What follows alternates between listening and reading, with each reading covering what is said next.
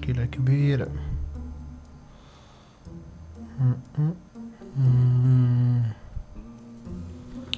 طيب،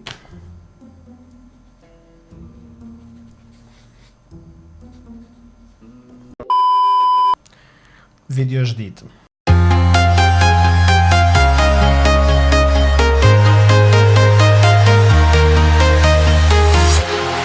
Walking alone, the streets are empty. The only thing I can see is my own silhouette. I'm getting stronger, step by step. The clock is ticking, but there's no time for regrets. السلام عليكم ورحمة الله. تحية مني خاصة لكل مشتركي القناة. شنو رأيك إذا قلت لك أعلن في 2013 الرئيس الأمريكي السابق باراك أوباما قال لرئيسة الوزراء الألمانية أنجيلا ميركل، قال لها نحن آسفين لأعلنا تجسسنا على تليفونك الشخصي.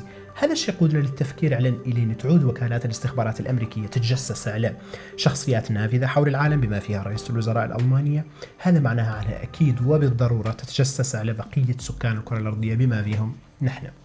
هذا الشيء يقودنا لموضوع ثاني أخطر جدا من هذا الموضوع، وهو حقيقة عن كل واحد منا أي تصرف أو أي شيء يعدل على الإنترنت، هذا التصرف أو هذا الشيء اللي يعدل على الإنترنت موجود وسيبقى.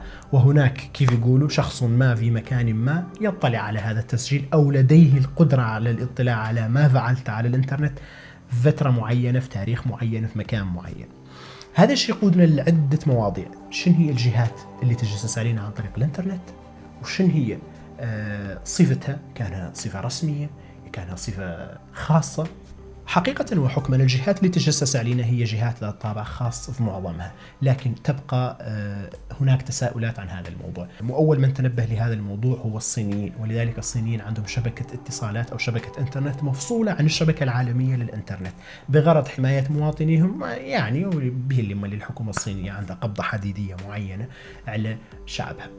لكن شنو هي هذه الجهات الأربعة؟ الجهات الأربعة اللي تجسس علينا هي أولا محركات البحث.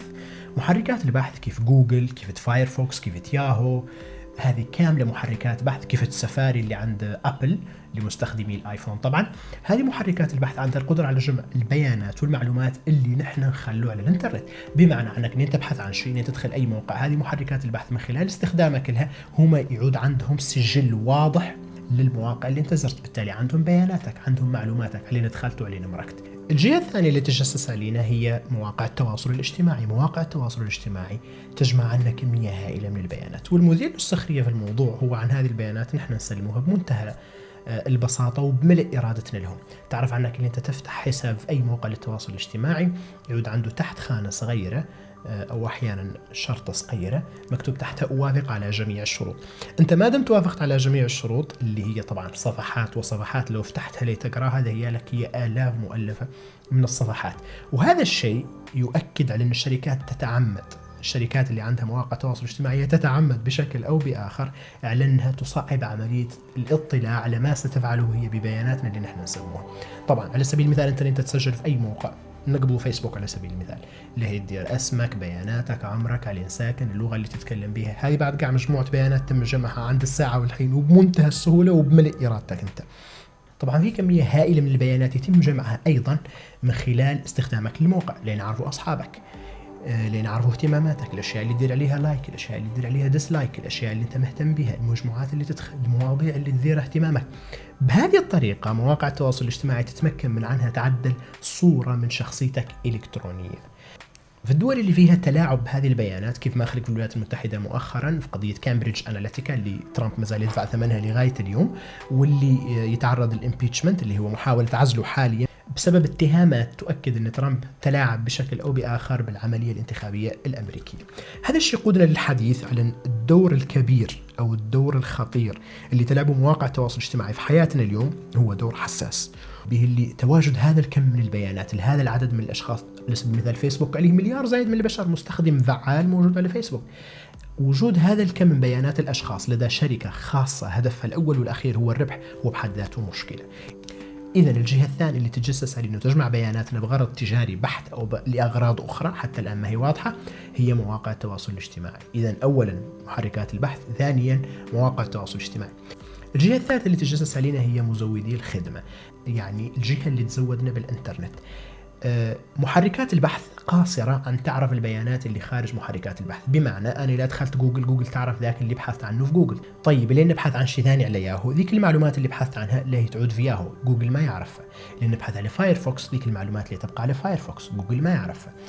ونفس الشيء ينطبق على مواقع التواصل الاجتماعي. إذا نعدل على فيسبوك ما يعرفوها اليوتيوب، إذا نعدل على اليوتيوب ما يعرفوها الفيسبوك.